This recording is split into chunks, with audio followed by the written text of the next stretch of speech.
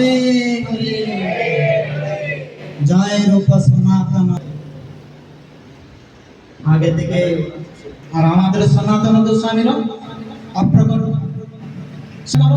কামনা করো বাসনা এই ভাগবতের মধ্যে কীর্তন করলেন না, পরম ধর্মের কথা কীর্তন করলেন।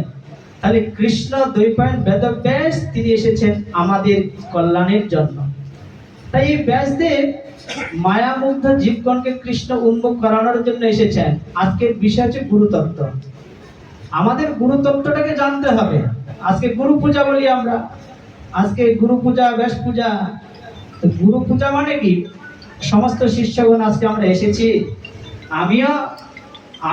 আমিও মালা পরিয়ে দিলাম মহারাজের গলায় একটা, আপনারা সকলে দর্শন করলেন, আপনারাও এসেছেন। স্বয়ং ভগবান নিজে বলছেন সুদামাকে, সুদামা নন্যার্থ কবিতা ব্রাহ্মণ বর্ণাশ্রম মতমিহা, বলে যে মায়া গুরু না বাচা তরন্তৈব ভবার নবা।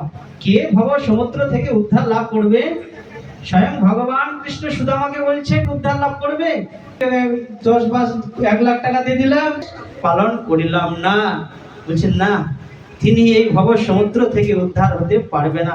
বলে যে মায়া গুরু না বাঁচা, যিনি এই ভব সমুদ্র থেকে তিনি উদ্ধার লাভ করতে পারেন, অন্য কিছুতেও হয় না। তাই সুদামা বিপ্র নিজেই, ভগবান নিজে বলেছেন, গুরু সেবাতে আমি যতটা সন্তুষ্ট হই, আমি আর এই জগতে অন্য কোনো সাধনার দ্বারাই আমি তত সন্তুষ্ট হই না। 2.5 মিনিট 3 মিনিটের কথা, চতুর্মাস ব্রতের কথা কি আর 7.5 মিনিটের কথা? প্রভুপাদ ভক্তি সিদ্ধান্ত সরস্বতী গোস্বামী ঠাকুর যে নিয়মাবলী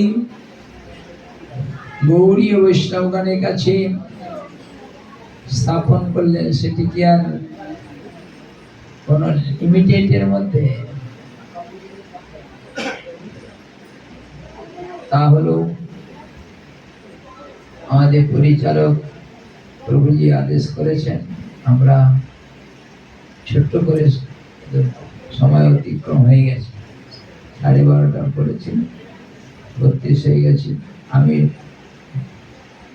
জন্য সময়টা আমাকে বেঁধে দিলে আমার সব ভুলে।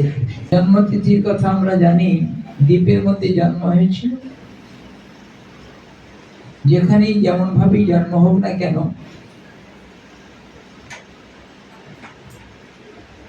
তার